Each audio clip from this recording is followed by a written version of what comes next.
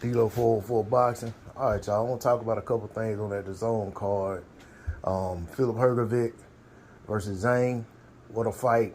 An amazing fight. Those guys gave everything they had in the ring. That fight had ebb and flow. The fight had a little bit of everything. There's some comedy involved in it. But, I mean, what a fight. What about to see. And take my hat off to both of those combatants.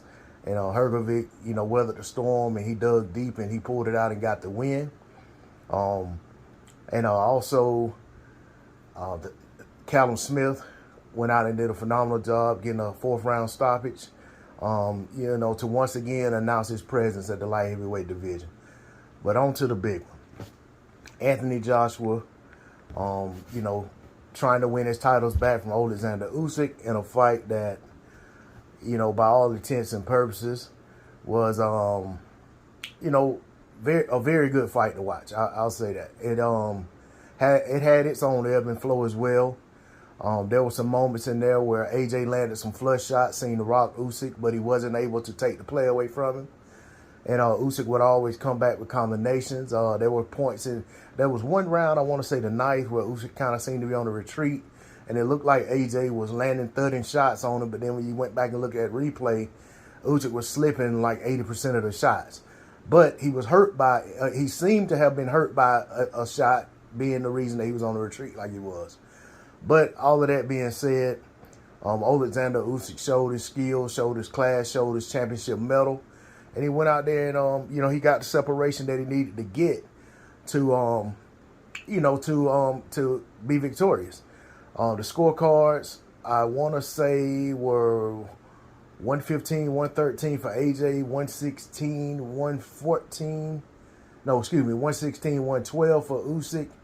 And the other was 115, 113 for Usyk, I believe. But either way, split decision.